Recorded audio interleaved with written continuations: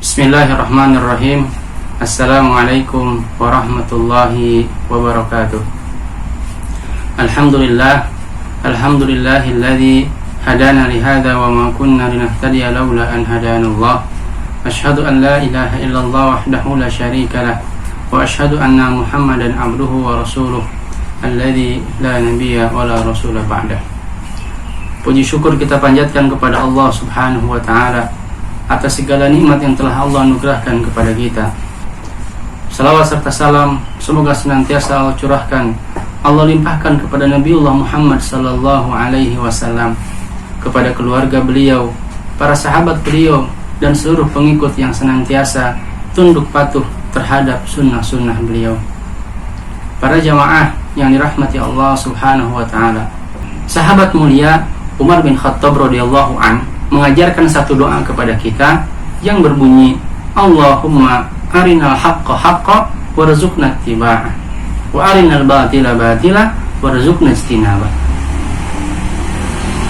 Arti dari doa ini adalah, ya Allah, perlihatkanlah kepadaku yang hak itu adalah benar-benar hak, dan berikan kekuatan kepadaku agar aku bisa mengikutinya, dan perlihatkan kepadaku bahwa yang batil itu adalah batil, dan berikan kekuatan kepadaku untuk menjauhinya.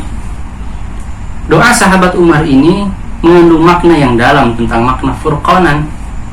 Dalam doa ini Umar bin Khattab radhiyallahu an tidak hanya meminta kepada Allah untuk diberikan ilmu pengetahuan tentang mana yang hak dan mana yang batil, tapi lebih daripada itu ia meminta kepada Allah Subhanahu wa ta'ala untuk senantiasa diberikan kekuatan agar tetap bisa mengikuti yang hak dan menjauhi yang batil.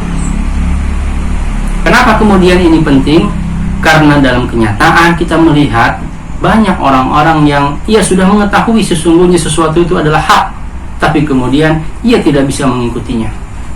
Atau sebaliknya, ia sudah mengetahui bahwa sesuatu itu adalah al-batil, kebatilan, tapi kemudian ia tak kuasa menolak untuk mengikutinya. Contoh misalnya, paman Rasulullah, Abu Thalib, adalah orang yang sudah yakin bahwa agama yang dibawa Rasul adalah al-haq, tapi kemudian ia tidak memiliki kekuatan untuk mengikutinya. Nah, ini karena tidak adanya hidayah atau pertolongan dari Allah Subhanahu wa ta'ala. Nah, ini menandakan bahwa tidak semua orang yang sudah faham mana yang hak dan mana yang batil, ia kemudian mampu mengikuti yang hak dan menjauhi yang batil. Kadang-kadang ada orang yang ia sudah tahu itu al-haq, tapi ia tidak mampu mengikutinya. Ia sudah tahu itu al-batil, tapi kemudian ia tidak mampu menghindarinya.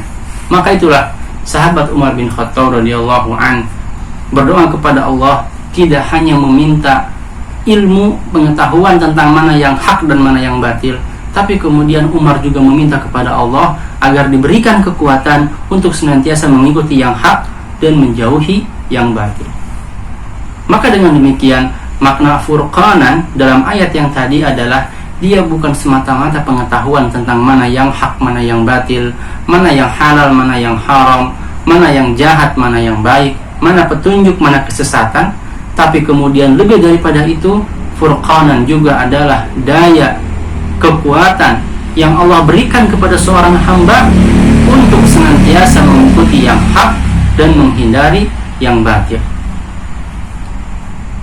Begitu dahsyat makna furqanan, sehingga orang-orang yang sudah mendapatkan furqanan dari Allah, ia akan senantiasa memahami dalam kehidupannya mana yang hak, mana yang batil. Lalu kemudian Allah berikan kekuatan kepadanya untuk senantiasa mengikuti yang hak tadi dan menghindari yang batil tadi. Maka orang-orang yang sudah diberikan furqanan, ia akan menjadi orang-orang yang istiqamah di atas kebenaran, senantiasa berada di atas jalan yang lurus, sesuai dengan doa-doa kita dalam sholat kita, ihdinas siratal mustaqim. Kita memohon kepada Allah agar senantiasa diberikan petunjuk untuk berada di atas jalan yang lurus, yakni jalannya Allah Subhanahu wa ta'ala. Nah, maka jika kita ingin menjadi orang-orang seperti tersebut, salah satu caranya adalah kita harus menjadi orang-orang yang bertakwa, agar kemudian Allah Subhanahu wa ta'ala anugerahkan bagi kita furqanan. Demikian yang bisa disampaikan. Mohon maaf atas segala kekurangan. Yang benar datang dari Allah Subhanahu wa taala. Yang salah, semoga Allah memaafkan saya dan memaafkan kita semua. Aqulu qouli hadza wastaghfirullaha li wa lakum. Wassalamu alaikum warahmatullahi wabarakatuh.